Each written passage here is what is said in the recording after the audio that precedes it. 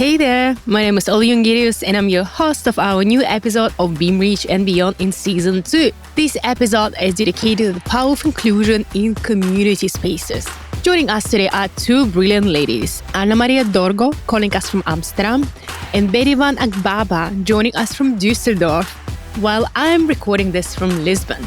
In this episode, we explored the role of equity, diversity, and inclusion in building thriving and resilient communities, discussing topics such as approaches to understanding and addressing the diverse needs of community members, the importance of fostering trust and a sense of belonging among the community participants, ways to curate content and encourage participation to amplify underrepresented voices, and finally, how to measure the impact of diversity and inclusion efforts on community health and engagement. Let's dive into this very, very interesting conversation. Alrighty, good morning to BeamReach and Beyond podcast. We are here looking amazing, even if it's on Sunday morning.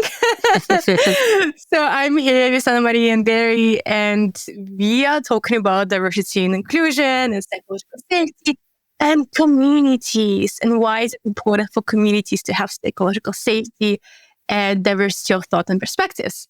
So, ladies, I would love you just to go ahead, introduce yourself. Who are you? Why are you here? And why did you agree to be here on Sunday morning instead of, sipping a cup of coffee and just chilling?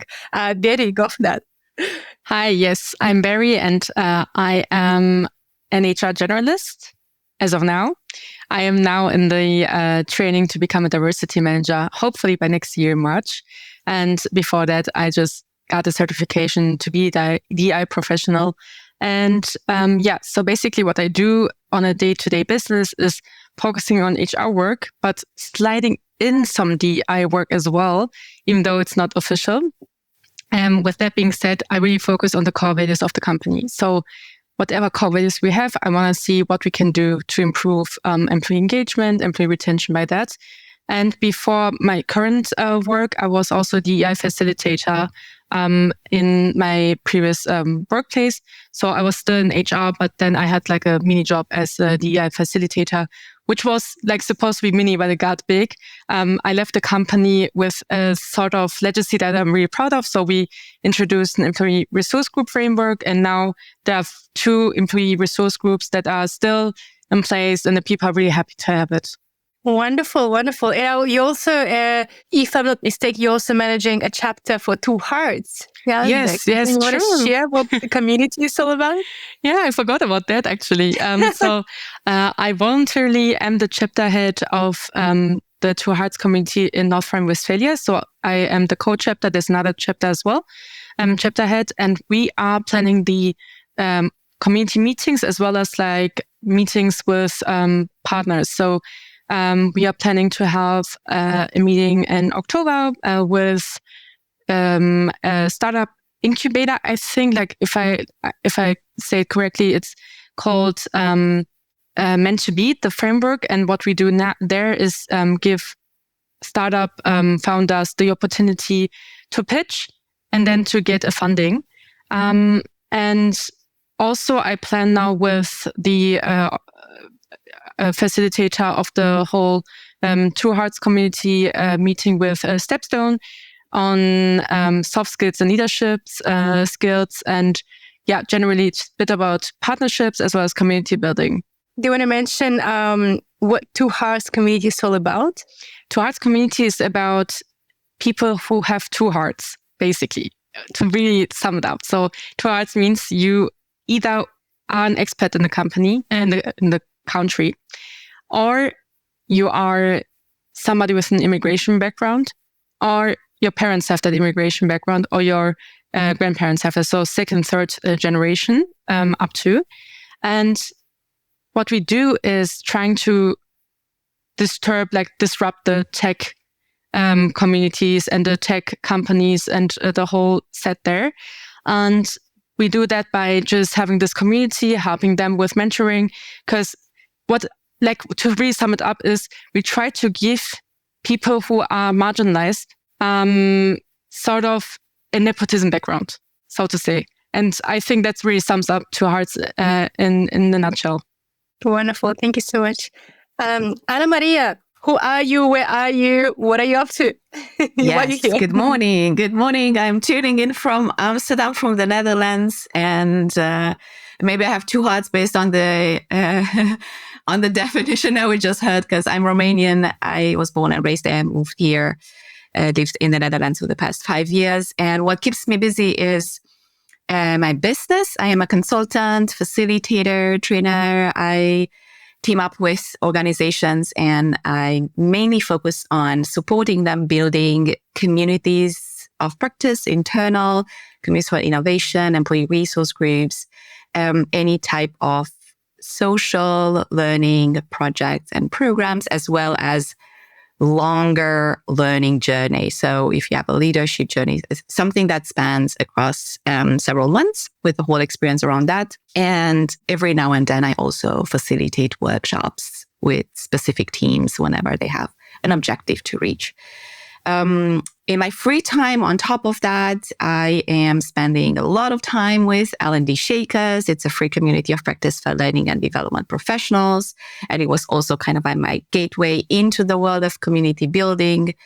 I love it. I've learned a lot. I'm still learning a lot. And I take a lot of inspiration from everything that's happening there with the group. And yeah, I think that would be me in a nutshell.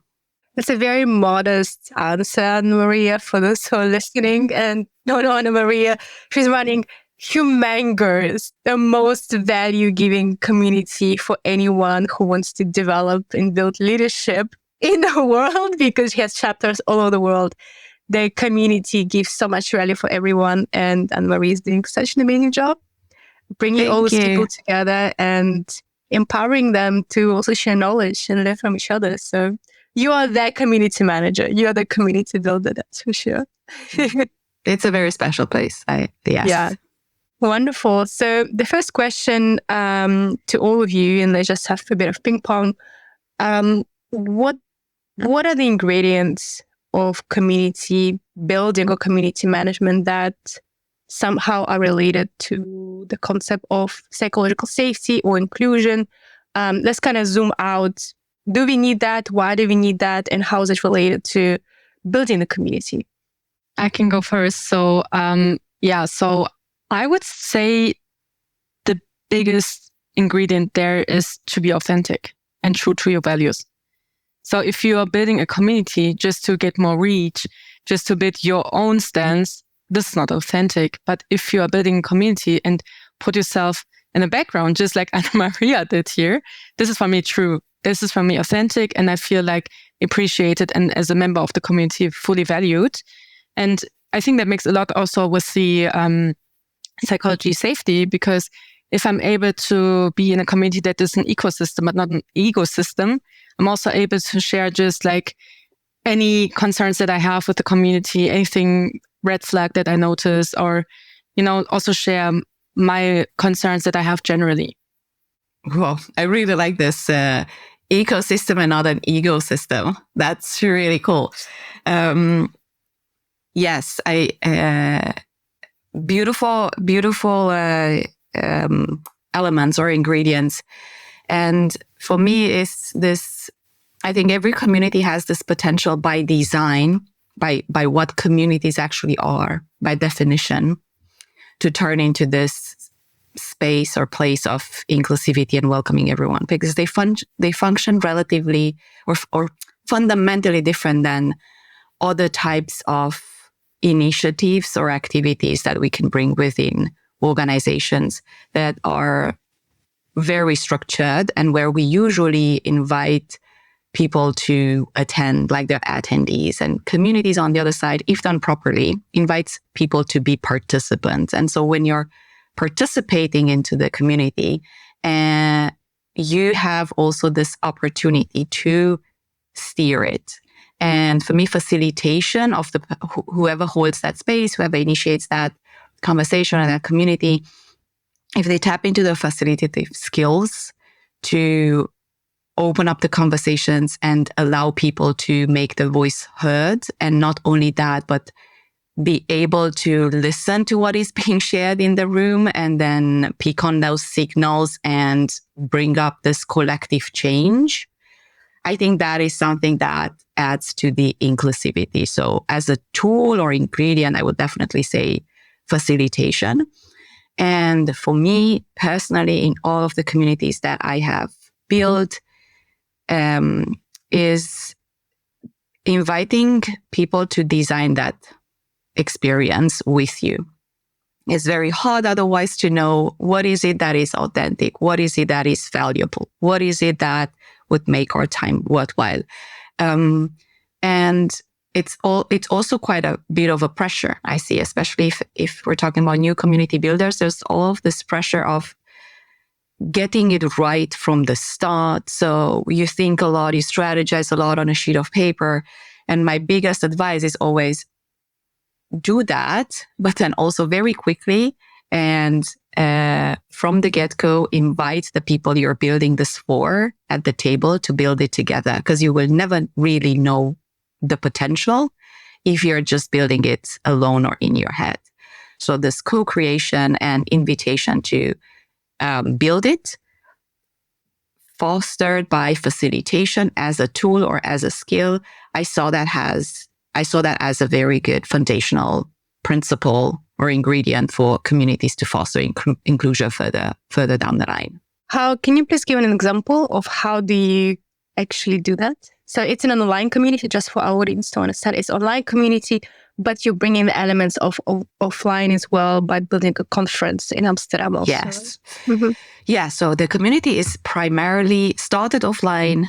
Thanks to COVID, you could say it's spread online, so now we're all over the globe. And then after COVID was gone or it was manageable, we went back to these what we call local hubs. So now I think we have local hubs in maybe 16 cities around the world. Impressive. Which are just mini communities, right? They're still Alani Shakers, but they have they are their own community, basically. One example that comes to mind where we've done that very intentionally, and it was very, let's say, strategically, well, not strategically, you might say that when I really want to reach that point, but we don't know how to do this, basically. So for me, co-creation always came from a genuine place of, I really don't know how to do this thing on my own. So then asking and building it together with the community was the only way to do it. I didn't know how to do it otherwise. And when I think there's very good, for us, it was really good to invite that co-creation whenever we had pivotal moments. Like whenever something was changing in the community or we saw a different direction or whenever we moved online from Amsterdam to online due to COVID time, that was not intended. But that was what the community needed, and that was the context in which we were in. But no one knew what that was. And so instead of coming up what is now an online community on my own and communicating that to the people, here's what we are now, I invited them to, I think we hosted a series of 3 workshops. And we went back to, this is how we started and what was the idea. This is now a second phase that we are being shoved into, whether we want to or not. So I need your help to figure out what this is. What is an online community? Who is it invited in? Who is out? How do we keep this because online compared to offline means you're seeing the people, right? You're seeing them repeatedly once a month. That helps a lot to deepen the trust and to deepen the connection. Online, it's much harder, especially now we have 6,000 people. Probably you attend an event and everyone around the room, there's new faces. So it's very hard to establish that trust and that authenticity that Barry was mentioning. So, and those are important elements for you to feel safe in that space and to be able to contribute and also learn and share. So we workshopped our way through that. Who are we? What is our purpose? What should happen here? How do we organize? How do we distribute control? That was very important for us. How so it was more like an open call to anyone to contribute. Correct. Open call. Anyone was coming in. Then when the local hub started, and I had a person reaching out and saying, I want to do this in Amsterdam and so on. I want to do this in Berlin and so on. It's like, okay, we have 2, but it's like, what are these local hubs? And we did that again. Come together. We've hosted a series of workshops. What are the local hubs? What is exciting about that? How do you see yourself out of the community? If someone else wants to start another one in a month, what should they know? How do we support them? So every time there was some sort of a bigger thing that came, we build it together. And then that trickles down to the simplest things, all of the events that are happening. If someone has an idea of an activation of a big campaign, it's always collaborative, always. So it becomes this default mode of doing things. Is it hard? Yes. Does it take longer than someone sitting with a sheet of paper to figure it out? Mm-hmm. Yes, for sure. But the result is like uncomparable, like the quality that you get and the creativity you get as a result out of that. It's a diversity of thought and perspective that you can bring in. Inclusion is always short-term, very, very slow decision-making, lots of conflict, lots of things, but it does bring a lot more benefits long-term, right? Because it's not really about making the fastest decision, but about making the best decision and finding something new, isn't it? That you would have done otherwise yourself alone. It can be at times even uncomfortable because you are bringing people from diverse backgrounds and experience levels. And you're also asking them to do something. It's not just conversational debate. No. It's not just we're sitting here in in our thoughts and then we have a nice, interesting conversation. There's always, for us, as a result of that co-creation, there's always something that has to be done, a decision that has to be taken. So, and that process can be really hard at times. So, it's not always comfortable. It's not always a walk in the park, but for sure, this is hard now. And for us, we speak those things up. Like we have to put words to that. So when you're in that process and you feel that the room is stuck, there's it's clenching, there's a conflict on the line, there's someone that said something and someone else blocked it. And now that person is not contributing anymore. So so you feel those things. And very often we just we need to stop this let's stop a bit the conversation, what we have to do here to go back deeper into how are we doing it? Yeah. How are we feeling? How's the level of frustrations? How's everyone doing? What could help now? What do we need now? Do we need to take a moment? All of those, let's say, group dynamics, again, facilitative aspects of it. And then we go back into okay, perfect. We unclenched. We're good. We can go back to work. That's beautiful. Barry, how do you do it in your own community? It's also very, very big community. Yeah, I actually don't want to take over the talk host questions to Anna Maria, but I had one actually while listening to Anna Maria. So is it okay if I ask? Okay, Anna Maria, while listening to you, I was thinking, do you have admission rules or admission criteria for people? And what is the KO criteria not to come in? Yes. So this is a community of practice. So the purpose is on learning and improving our practice as professional in learning and development. And initially, this was started for learning and development professionals that are working within organizations, because I was one. I was a standalone L&D in a company. So I created something that I needed. Now, as that evolved, and very early on, I have to say, we had also freelancers. So people that are working in L&D, they're trainers, they're coaches, they're facilitators, they're consultants, etc., join our meetings. And we were okay, there's value there. We learn from them. We learn from one another. So they're very welcome to join us, as well as people that are working in HR, for example, and they have a passion for learning, or they manage a team of learning. And where we actually where we define the boundary of who's not, let's say, welcomed in the community is, as we grew bigger and people started talking about L&D Shakers, there's always this, we landed on a map of certain, let's say, big service providers inside the industry that think, okay, this is a very good environment for us to do content marketing or to promote our services, etc. And so we've had folks that are working either in marketing or content from big service providers. They are working in L&D theoretically, but their day-to-day is not an L&D practice. So if you work in marketing in an L&D organization, in a training organization, you're not an L&D practitioner, you're a marketing practitioner. Or if you're the CEO or if you're a founder, your day-to-day looks very different than our day-to-day. So that's where because it's of practice, it's very easy to say, is this person doing L&D every day? If they're not, there's nothing for them to take away here because we're all about that practice and we speak different languages, basically. Okay, because I'm also a member of another community. I was up until just recently an ambassador, but I stopped it because just like you have hubs, we had also hubs, and one was in Düsseldorf, but it took so much energy from me that people wouldn't show up, or the group wasn't steering, even though I put so much work in it. And it's okay, this is maybe the city, in Cologne it's way better. I'm also always happy to join those in Cologne because you can do so much more than you can in Düsseldorf. So it's not something that I'm really sad about, but it's just like something where I just reach my boundaries. And with that community also, we wouldn't allow people who are in sales in HR, for example. So this was an HR community in the end. So I get that. And for Two Hearts, that's why my eyes were searching. I was searching for something about that mission because it was quite recently that a community member was actually, just sharing some criticism. I will not say feedback. It was really criticism, and I really loved it. They were so open, using the group. There are so many people in there, and they were still open to share that they find that mission at Two Hearts very elite.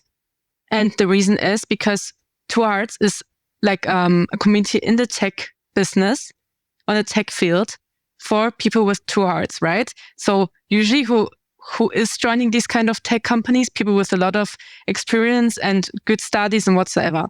But now coming back to the Two Hearts get 450 applications a month.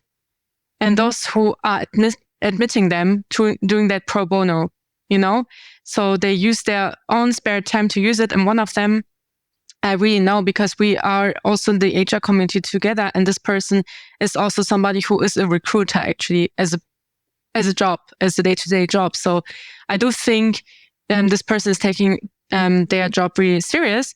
But for Two Hearts, there's two things that are really, really important.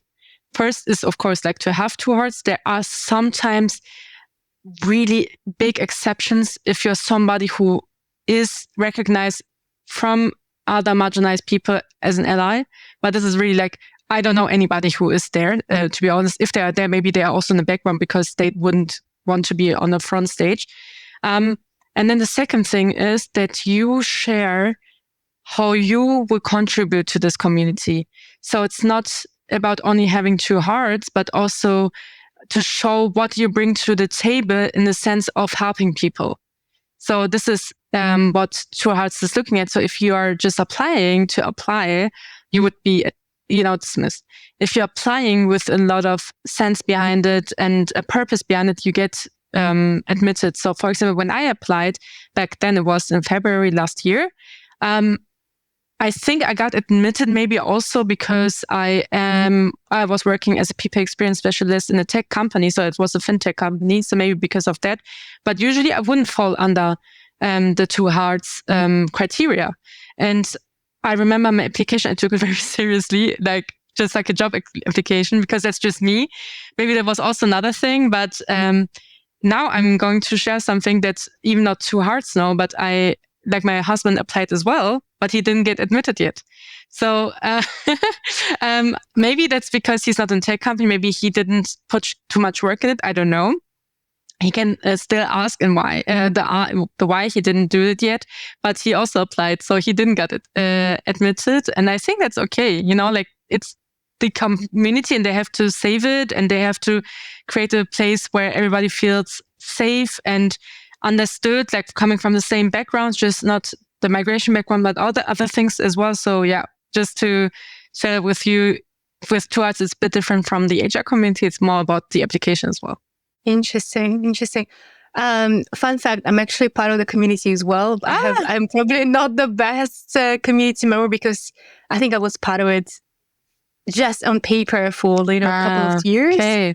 I have 3 hearts, practically New Zealand, Russian, and German, but I haven't. But what surprised me the most about community, and I usually read some stuff, go to Slack occasionally, yada yada yada. But I could never participate because at that stage I was not physically in Germany for quite some time. I couldn't participate every time. I could not be part of the offline community to actually connect better with that. But what amazes me about Two Hearts is that what pride do people take to be part of the community? People even have it on their LinkedIn as in Two Hearts and a community member. And I was like, wow, I was fascinated to see it for the first time. Yeah, so that's maybe a little bit of elitism, a bit more restriction, but at the same time, you also want to moderate. And a question from me to the two of you is, have you had experience when is the line of being too inclusive? And how do you make sure that, okay, we can't accept everyone's opinion and everyone's different perspective because you also need to make a decision with the community and move forward. So when does it stop when you can't be too inclusive? Have you had any stories like that when you had to, as the community leader, just to say, okay, we can accept this and this and this, but we're not going to go this way? As I'm never somebody who built that community, I can just speak as a member. And as a member, I'm also vocal if I don't think something is right. Now, Anna-Marie can add to that. Maybe she noticed that with members as well, that they actually push back.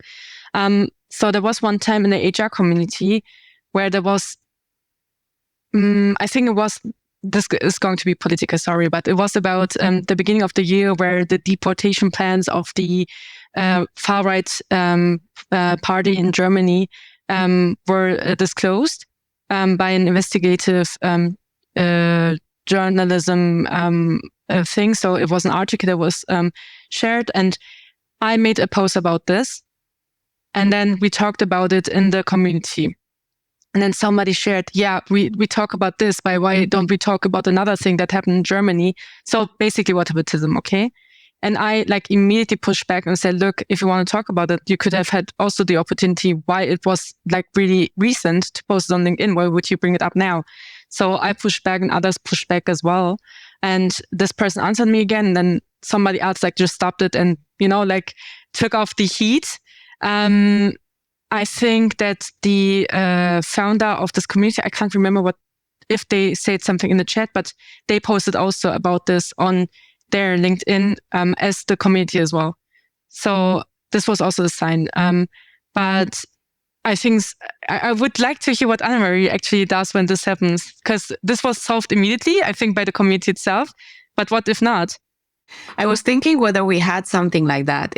And probably Two Hearts, because you are, the community's purpose is to include as you said, the marginalized community and etc. I think that maybe in that occasion, because it's very personal, you might have these types of conversation around politics or policies, yeah, etc. but actually trickling in. This was the HR community, so it's not a community about Two Hearts. Okay. For us in L&D Shakers and also in the previous community that I've built, the Butter community, we never had things that are very personal. Right. Like, for example, politics for me is I have never seen a conversation around politics in an open forum where everyone agreed. Like, that is by default, it's so different. It's so heated up.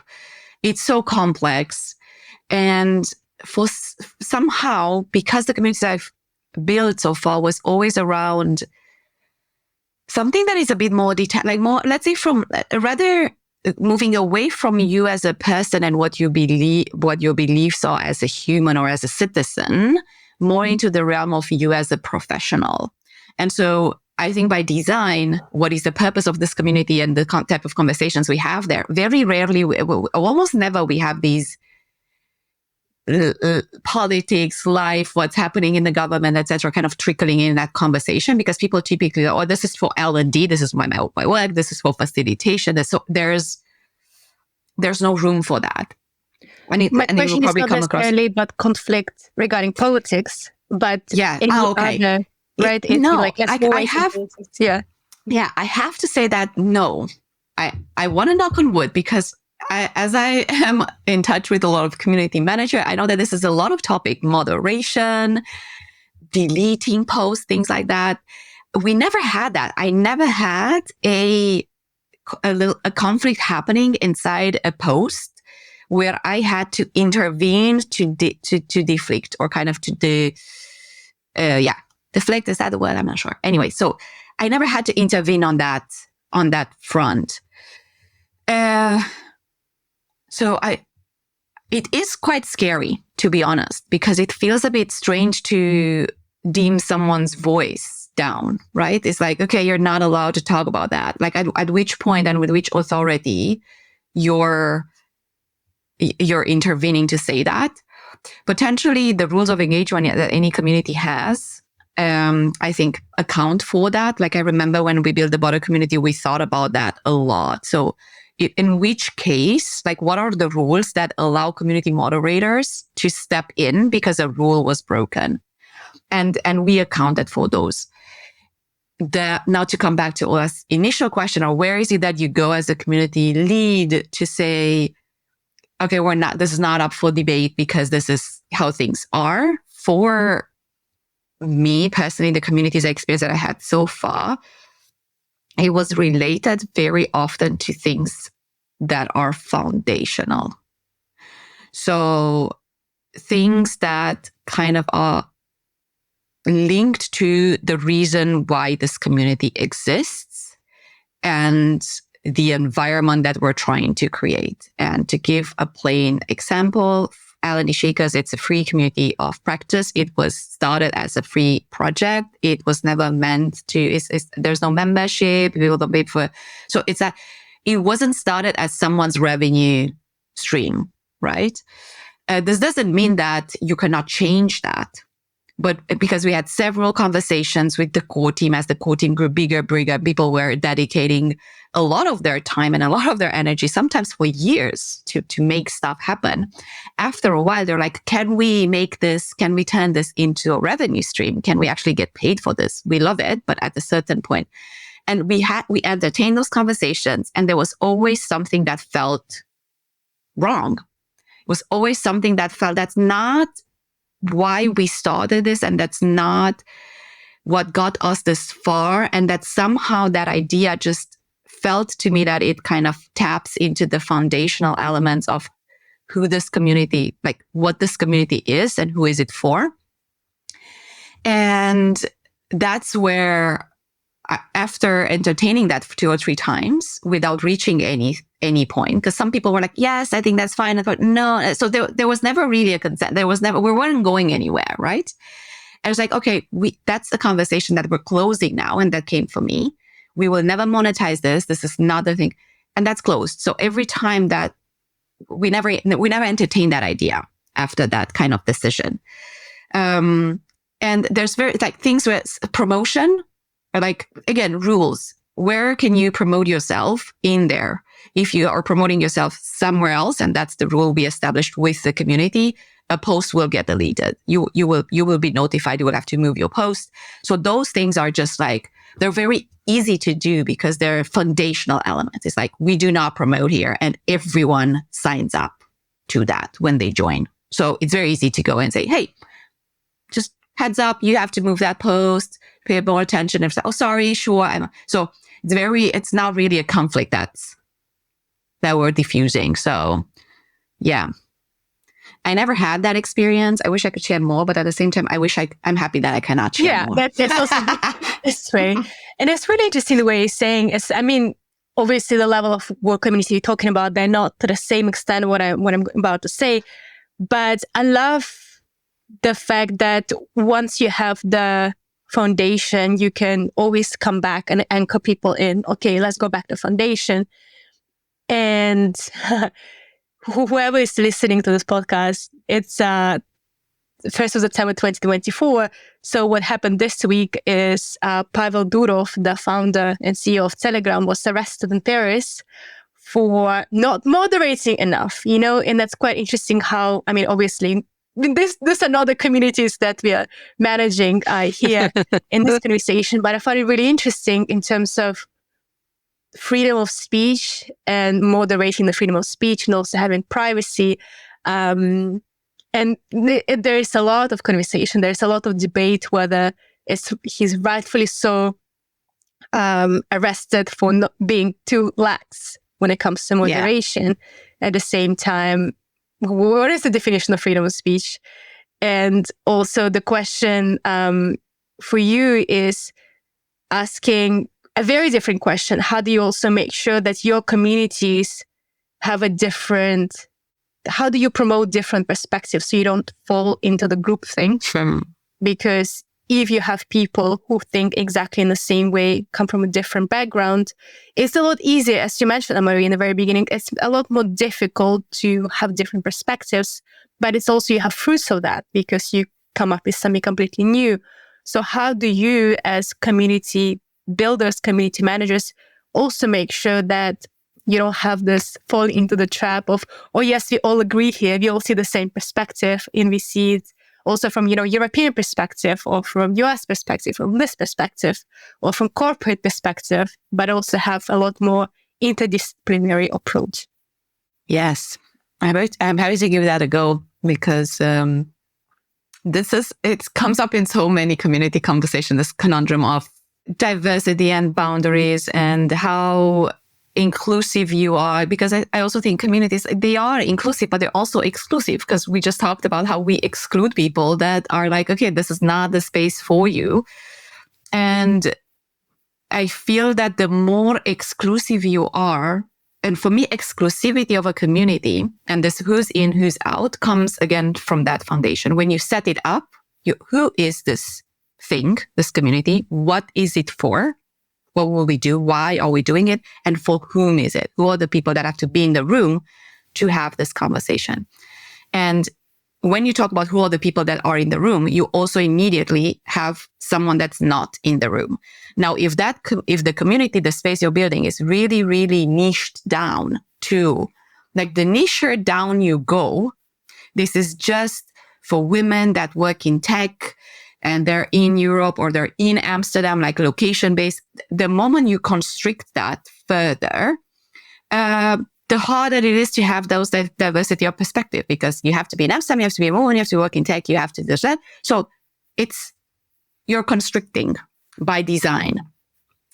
So how far can you go to include by not diluting the purpose of the community? For me, moving online with L&D Shakers was fantastic, because suddenly it wasn't about the learning ecosystem and the Netherlands and how we do learning here. And they were all very progressive. And suddenly we were sitting in rooms and conversations and with people from Australia or people from Azerbaijan, colleagues from India, colleagues from Brazil. And then their context looks totally different. And it was very interesting to talk about, how is L&D in Baku? And they were like, oh, we're so, we're far beyond, or we're much more advanced, or whatever, those types of conversations. So global, having folks that are tuning in from all over the world, that already enriches that conversation. That already brings in different perspectives. For us, and in a community of practice, it was very important to bring in people of different levels. So there are folks that are at the director level and they've been working in L&D for 20 years and that's all they've been doing. There are folks that are probably in the first, second, third year, like early in their career. And there are also we also have teachers that have never worked in L&D but would like to pivot into L&D, right? So that also brings a diversity of perspective. So I think, and at the same time, it does not dilute the purpose of who is L&D Shakers, why are we here, what is the value we're trying to create, and for who. So maybe the invitation, therefore, the community builders listening is look at your community at that core and see how can you expand without diluting and compromising at the core values or core purpose of your community. Who else can be involved? And then another idea that comes on the spot that we haven't done, but could be potentially done, even if you're building something very local, very niche, very, let's say, closed off, where like, okay, there's much more risk of groupthink here because by design of what we're building, probably what I would do or I would test out experimentally is to invite people. People don't have to be members to contribute. So you can keep your membership small and niche and close, but who can you bring in regularly people at the conversation table, at the co-design table that are coming in as guests, as experts, etc., with different views to to ensure that there's someone there that looks and said, oh, wow, we're all talking about this little piece here, but we're all forgetting that all around that, there's so many other colorful pieces that you're blind, like you're oblivious about. So let's shift a bit our focus from left to right, zoom in, zoom out. So that could be potentially something that you're doing, and without compromising. It's just like you're challenging your views. It's like, who could play devil's advocate here? You know, who could come here to be like poke holes? So that could be a nice experiment. Never done it. So, you know, it's test it at your own risk. Yeah. But I could definitely see that panning out and be a good experiment. How can it be shaken up? Yeah, if you have three shakers, if you don't have enough of shaking, that we can't really call ourselves shakers. Yeah. That's it. Yeah, that's wonderful. And I love the way you do. I mean, I haven't been active in the community for a while, but I do. When I see posts, I see that, okay, there is mentorship, there is coaching, that it's opportunity for people who are self-employed to also give something to the community and promote themselves, but they have to give something. And there is opportunity for, you know, as you mentioned, for those who are coming from academia or from this. So there are different little clusters in the community itself. Or for those who are, you know, building LMS, you know, choosing LMS, learning management system. So there's a lot of kind of sub-communities that makes people relate to and see different perspective. Yes, and I have to say to that, because it's true that I think a good way to bring diversity inside the community is by this, we call it the learning ecosystem because we're all about learning, but you could call it community ecosystem. So what is it that keeps us busy? And what are all the possible touch points, activities, value creation projects that the members are doing together? And how inclusive are they? Because especially when you're around the globe, and you're hosting synchronous sessions, it matters the time you're hosting them. Like, are you know, who's going to be able to attend? Because around the globe, someone will not be able to attend. So if you're constantly hosting your sessions, Europe afternoon, and then US can join, then Australia cannot join, and so on. So it's even that, and we're more and more mindful of that. But this also means that we have folks from Australia that have now started an APAC event series, and they are the ones structuring and organizing that for that region. So there's this, how do we bring in diversity to cater for everyone, like the needs that we have, and then allow them to bring in that need. If someone comes and says, I want to do something, I'm very passionate about how do we start in the field of L&D, because I am now starting and I struggle. Then it's that person that designs the program. It's not the director that has worked 20 years in L&D designing a community project for someone that is just no, it's the teacher. They team up with themselves and they are the ones creating something that they wish they had. So then the diversity of the activities invites the diversity of perspective. But that's also possible because, or only possible because we've built this culture of this space is ours to take and to create and do with it whatever we feel that we need to. So then there are people that raise their hands like, what about something like that? What about this? What about that? And it's usually projects that come from their heart and from their own passion. Yeah. It's very theirs. So then indeed you have things for the newbies, things for the experts, things for the this. So yeah, that helps a lot. That freedom that, okay, I'm just letting it flow. And I trust that community members will build something beautiful and useful for them. Yeah, it's a self-responsibility. If you want something, you don't sit and feel entitled for someone to build it for you. That's it. Wonderful. I love it. Barry, do you have anything to add to that? Or any questions? So many thoughts, you know, like when I think about communities that I'm in, it is in the end sometimes an echo chamber because we are similar to each other, right? There are rarely people who shake up that. And I would say I'm sometimes that person. Because, for example, for Two Hearts, as mentioned, these people are coming from good backgrounds, right? So usually they started with like at least two parents that are working. Let's say start with this, right? And if there are people who come from a less fortunate background, they can shake up that again, just saying, look, like, I don't know, this suggestion you make that is not usable for everybody. It's not inclusive enough. Like it might be too costly or something for some of the folks. And same with the HR community that I'm in. They are heavily focused on HR, but I have also my focus on DEI. So I sometimes also challenge them with their thoughts and get challenged by them with my thoughts. So I think even though you think this is very niche, we are similar, there are still people who have other backgrounds, like just by the layers of the diversity dimensions. And I hope that there are some shakers, right? Now going back to always L&D shakers, but that there are people that shake up the system that is already in place. I'm curious also, probably for both of you, we talked quite about external communities, but what about internal? Do you feel that when you have community of practice in an organization, it's a lot more difficult to shake things up and have more inclusion because you also have the goals of the community, but at the same time, goals of the organization? What is the reason why organization had the community of practice in the first place? So how do you make sure you're also inclusive, but also at the same time have enough of room to shake things up? So there's a lot more stakeholders that you need to satisfy, isn't it? And Anna Maria, you do it professionally with your Yes. organization. That is spot on.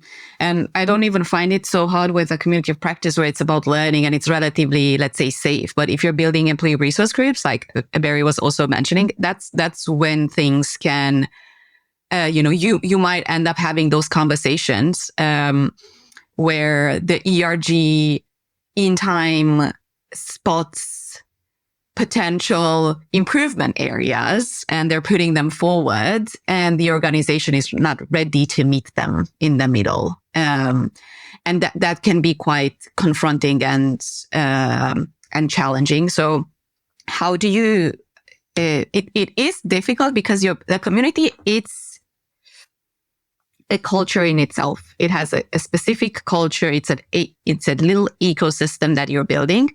But whereas externally you build it in the world and then it doesn't, like, the whole culture is like you're building it almost in like an ether. It doesn't matter. When you're building it within an organization, you're building it in a culture that already exists, which is the culture of the organization. And if that lacks psychological safety, and if there is where voices are not being heard, or the way people are not listened to or not asked, or their opinions don't matter, or maybe they're asked, but no one does anything with their feedback, that we see that so often in L&D and HR. People keep giving feedback, nothing happens. So then you're having a hard time. And I think you almost have to be a little bit of a wizard to protect that space and protect it facing your external stakeholders. Stakeholder is the key there, I think. And for a lot of the times, the problems that I see arising further down the line is because initially when the community started, we didn't have enough conversations.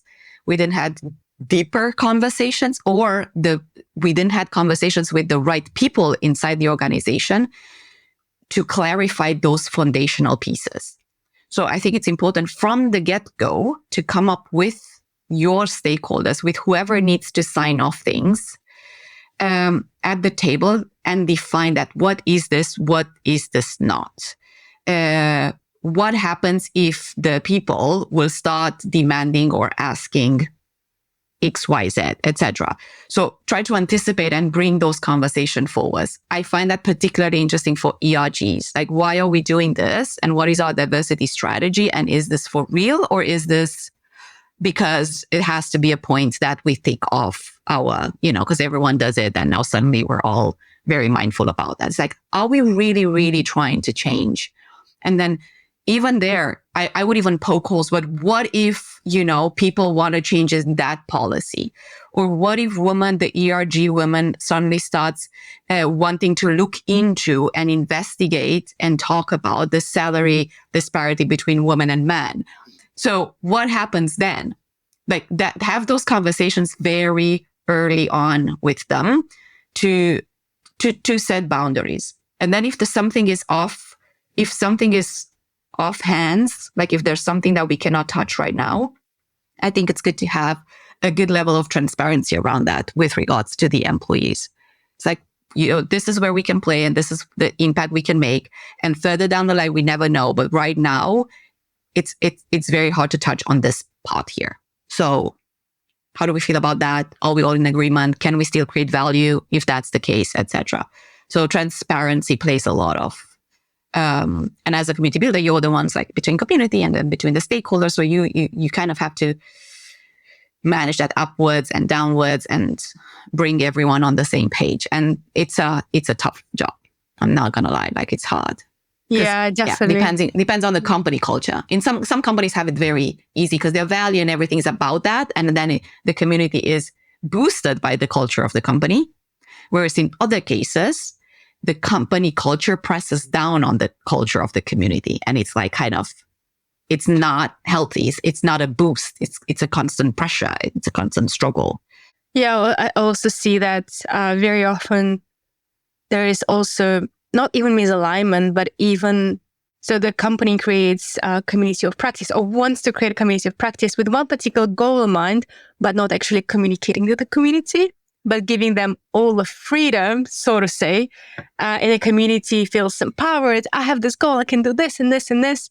But all we like high level organizations say, no, that's not what we created you for, but they never communicate that. And they shut them down because they don't serve the purpose.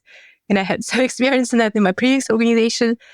But it's, once again, as you mentioned, transparency and communication. Are we actually seeing eye to eye or we have completely different goals? Yeah. And completely the way I work with my clients, it's in a very simple, visible way. I actually bring up this, it's like a Venn diagram with two circles. Yeah. And when we talk about purpose, we clearly have two circles that are meeting when we're building internally. One is the organizational context and the organizational purpose. And the other one is the member's purpose and the what's in it for me. And usually we start conversations at organizational level if the community is like top down, like mandated, and the company starts it. And it's not like grassroots coming like organically from someone. And we work in that bubble, but there's always an empty bubble next to that, right? So there's always like, this is your view. But for this to work, we have to work at the overlap of these two circles. And it's important to clarify the expectations of the organizations before you invite potential members in that co-creation or before you go into the discovery of that. Because then you already have some sort of a little container around that where you know where that might be. And an important role of the community initiator or the community expert is to even push back when it comes to the organization. Yes. Sometimes companies are starting communities for purposes that are not community driven. Like you could achieve that result with something that's not a community, like something else. This is not a community driver. Like a community will not help here. On the contrary, will like rub against that. So it's hard, but it's so rewarding when you get it right then after a lot of conversations and talks. That's pretty cool when it aligns. I love it. And I guess the last question, because we also are running a little bit out of time, for those who have existing communities and they're listening to this podcast and there's a community builder, community manager, or community leader, and they really do want to assess their community on psychological safety, whether it has diversity of thought, do you have any recommendations on how can you audit? I mean, sometimes you can just see it. Let's be honest, sometimes you just see it, but sometimes you're also very biased. If it comes to our baby and we think our baby the more beautiful, but sometimes we do need to actually assess it and understand where we are at. Do you have any recommendations? So how can someone evaluate the community on those perspectives? I don't know about audit per se, but what I would always recommend to a community, to an ERG, to the company, it doesn't matter where, because in the end, people are working with people for a greater purpose, is to have a grievance mechanism. So that you have the chance to share your concerns anonymously. And I think that is one way to measure a bit. Like you can see if there's coming like a lot of things in, especially if you're sharing that regularly and it's not like hidden somewhere on the website or somewhere in the chat groups. But think that's one of the greatest tools to have. And it shows that you're really caring about the psychological safety of the people as well.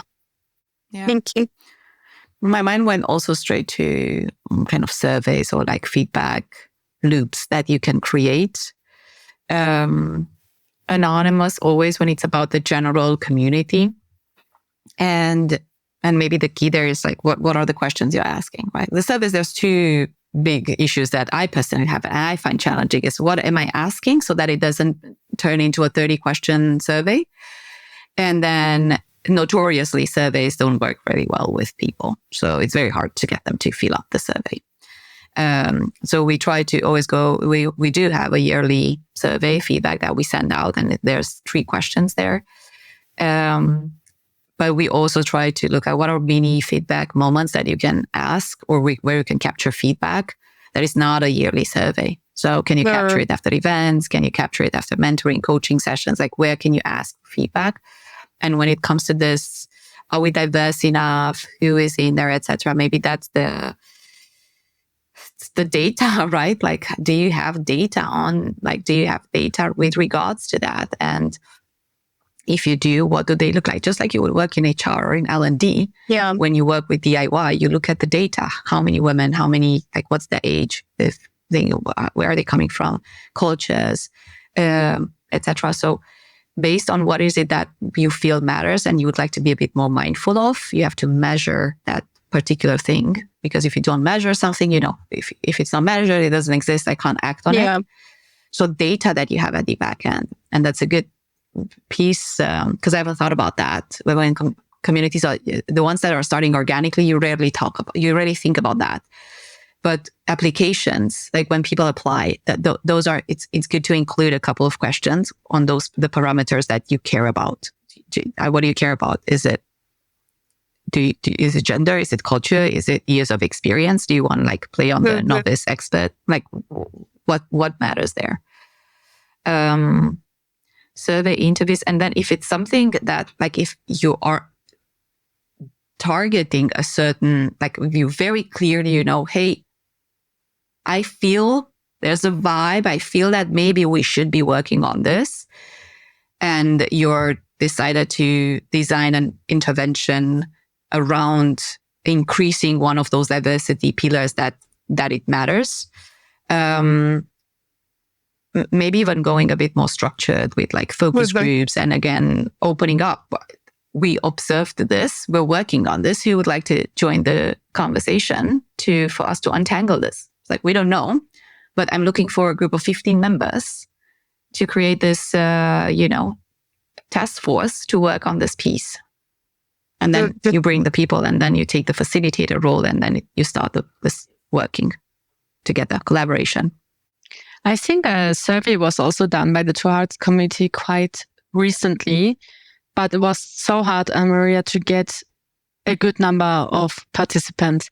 I think I know that as being an HR generalist, whenever I send out a survey, there are 2 reminders coming afterwards, especially with these kind of volunteer communities. It's not so easy to get everything in, but I also agree that surveys help.